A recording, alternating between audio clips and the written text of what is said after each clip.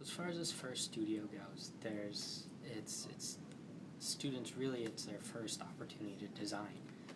Most of us haven't been introduced to much design. We've had a couple classes, but the main goal of these projects is to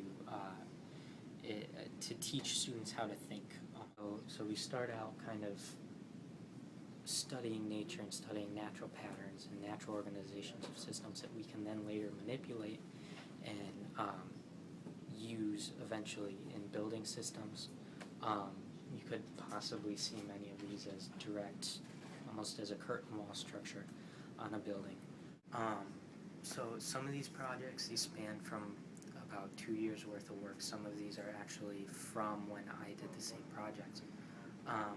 So there's a wide range of kind of age and ability in here. The way that students change in their thinking from year to year, because kind of each year kind of develops its own design culture. So a lot of these students, it was interesting to see kind of they had their own culture that was a little different than the way that we approached these kinds of projects. It was pretty difficult to hang these actually. We had to decide whether we wanted to hang them. As you can see, many of them are kind of floating, or use the background or the window as a canvas. So the organization of this and the number of people who hang them was actually pretty interesting for such a small exhibition. This isn't a first iteration. Most of our projects, the only way to truly kind of develop or learn from these is to have many different iterations. So many students, they would start out with, we start out with 10 different systems. So like some of the smaller ones, you base them off of a natural system that you see.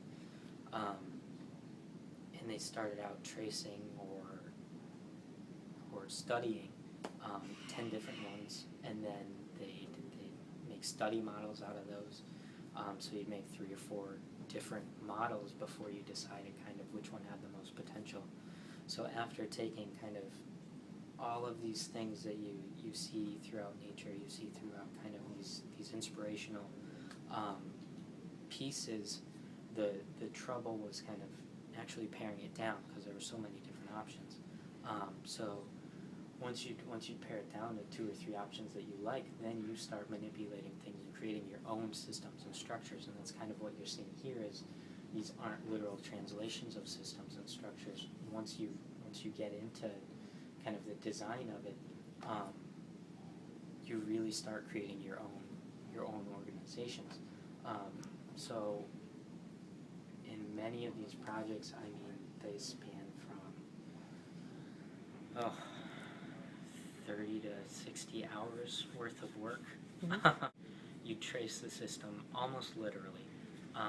So you'd get a printout of, say, a pine cone or a sunflower, and then you'd literally trace over that. And from just the act of tracing, the act of doing that, you're learning what's going on, what kind of important patterns and features are going on through there, and then from there you simplify it. So you'll simplify the lines to carry it all the way through. And in a sunflower, you won't have just, you're not tracing the little diamond seed shapes, you're tracing the entire arc of the spiral.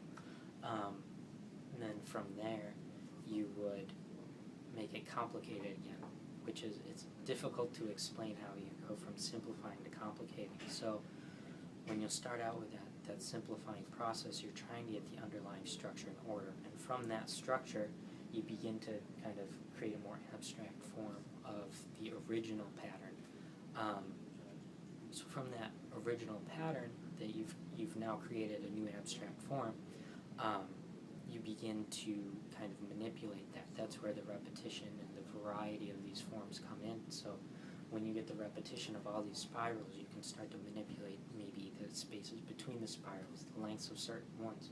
So you start to manipulate these things so you can start to see your own patterns emerge. Like this one obviously is spawned from either a sunflower sort of shape. So what he would start out with is he would start with that shape. He would start off of kind of the spirals that you can see that are working against each other here. And then from there, he changes the heights. He can vary the heights and the sizes of these seeds, so you get this it has the essence of a sunflower, but then once you get out towards the outlines here, he starts to manipulate those spirals and those shapes to create his own lines. From there, you can see that it was a sunflower, yet